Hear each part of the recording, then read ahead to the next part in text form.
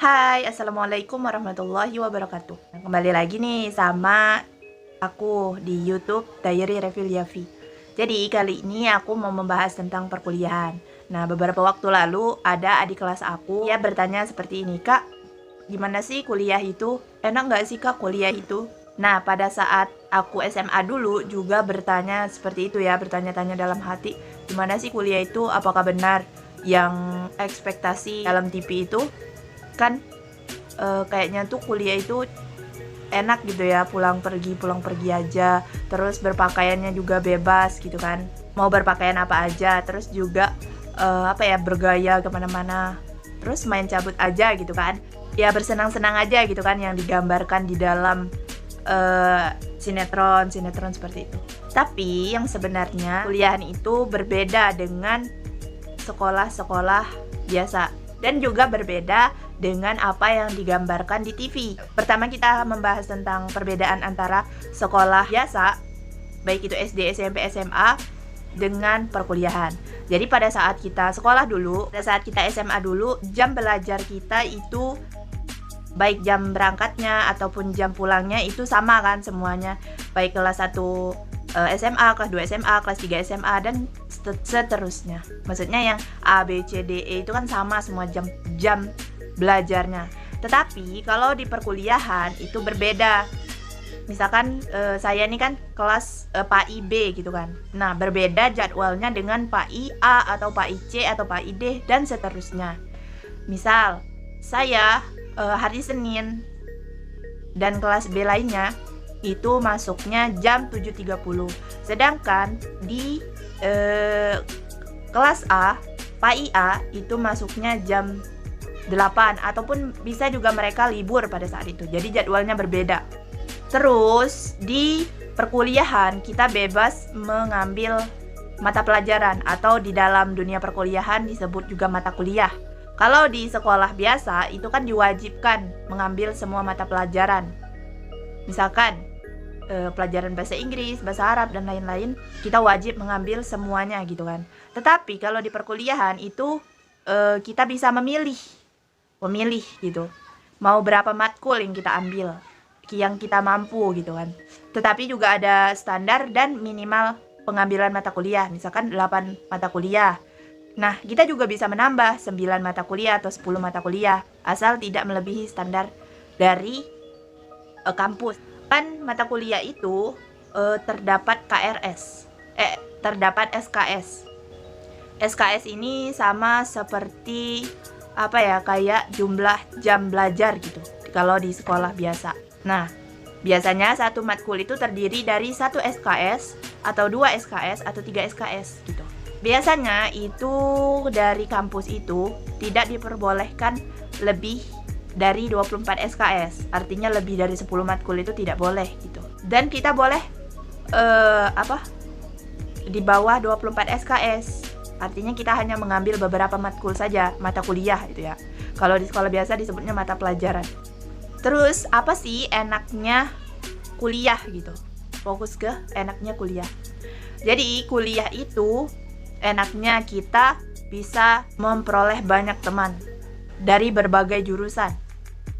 Satu kampus bisa kita memiliki teman dari berbagai jurusan gitu. Kita bisa bercerita dengan ini, dengan bidang yang berbeda-beda. Misalkan dia jurusan kebidanan. Oh, gimana sih kuliah kebidanan itu gimana gitu.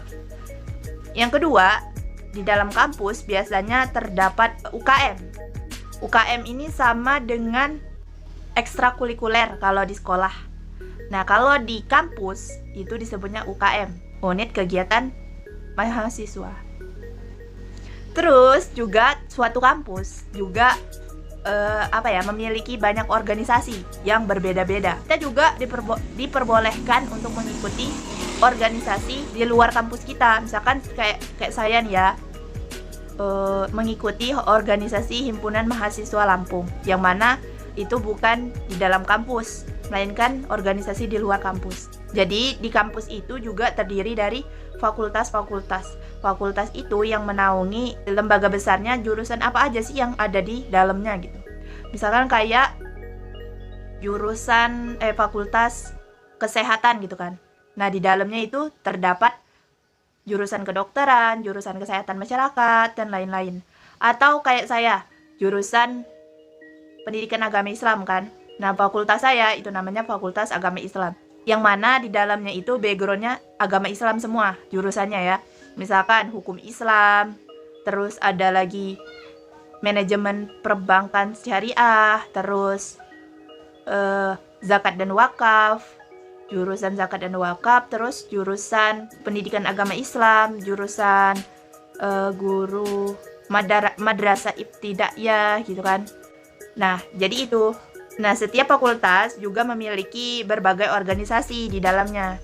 Kayak misalkan di Fakultas Agama Islam itu terdapat organisasi Forum Studi Arab. Nah, ada juga organisasi yang umum, misalnya kayak Badan Eksekutif Mahasiswa. Maksudnya yang langsung dari universitas gitu kan. Terus ada juga yang dari universitas khusus gitu, kayak Muhammadiyah kan, Ikatan Mahasiswa Muhammadiyah. Ada juga yang dari lembaga-lembaga tapi tetap di dalam kampus, yaitu Quran Learning Community. Seperti itu. Ya, jadi alur-alur perkuliahan itu sama seperti pada saat sekolah. Bedanya cuman sedikit ya. Jadi alurnya cuman pendaftaran, terus apalagi kayak MOS. Kalau di perkuliahan disebutnya itu apa ya, saya lupa. Kalau di Muhammadiyah itu disebutnya masa ta'aruf gitu kan. Terus juga habis itu ya mulai perkuliahan seperti biasa sesuai mata kuliah atau mata pelajaran yang kita ambil. Terus juga ada tes-tes gitu kan. Nanti kamu ditempatkan di tempat kelas apa gitu. Misalkan jumlah mahasiswanya banyak. Apakah misalkan kamu mengambil jurusan PAI, apakah kamu masuk PAI A atau PAI B, PAI C, PAI D sampai PAI F dan lain-lain. Terus abis itu ya udah ikuti tahapan-tahapannya per semester. Per semester itu pasti ada kayak namanya tantangan-tantangan tersendiri. Abis itu ada juga mata kuliah khusus yang wajib diambil pada per semester itu. Misalkan kayak magang, proposal, skripsi dan lain-lain. Itu kan wajib gitu, bukan mata kuliah sih, kayak kegiatan perkuliahan yang wajib diambil gitu kan. Setelah kalian melakukan tahapan tersebut sampai habis, nanti kalian bertemu dengan sidang skripsi, terus wisuda. Enak sih nyebutnya ya, tapi susah banget tahu aslinya. Dipikirin ya susah, tapi kalau dikerjain ya insya Allah bisa lah ya. Pokoknya jangan dibuat beban. Oke, di perkuliahan ini juga terdapat IPK.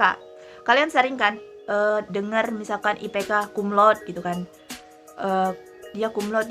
Tapi tahu nggak sih guys, cum laude itu apa, IPK itu apa gitu. Jadi IPK itu indeks prestasi kumulatif. Kayak nilai raport, tapi nilai raport akhir gitu. Misalkan ada juga nilai raport sementara gitu. Kayak misalkan per semester gitu kan ya. Misalkan gini, semester 1 IPS kamu 3,5 misalkan. Terus semester 2 nanti antara nambah atau ngurang gitu. Nah, baru di situ ada IPK gitu kan. IPK, nilai akhir. Pokoknya setiap kalian nambah per semester, IPK kalian nambah ataupun mengurang. Nah, sedangkan IPS, indeks prestasi sementara atau semester, itu ngitungnya setiap semester. Kalau IPK itu ngitungnya keseluruhan. Misalkan kamu semester 4, berarti 4 semester yang lalu juga dihitung gitu, rata-ratanya gitu kan. Ya, segitu aja.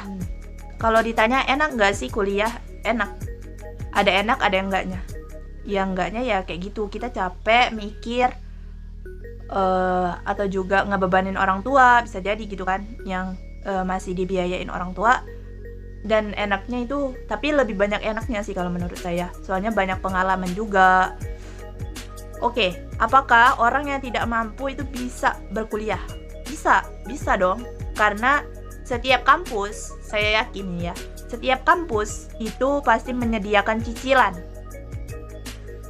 Misalkan nih, uang bangunan bisa dicicil berapa sih? Misalkan uang bangunan 2.450.000 gitu kan. Tetapi ada minimal pembayaran.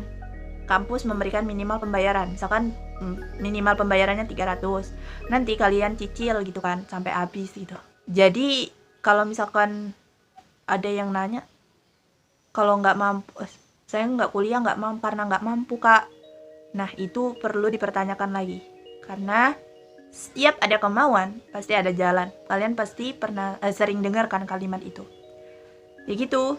Jadi buat adik-adik yang mau berkuliah, ayo kita kuliah dan pilihlah jurusan yang kamu inginkan atau yang kamu pengen tempuh gitu. Terima kasih untuk kalian yang udah nonton video ini, semoga bermanfaat. Jangan lupa klik tombol subscribe, like, comment, and share ke teman-teman kalian jika kalian merasa video ini bermanfaat.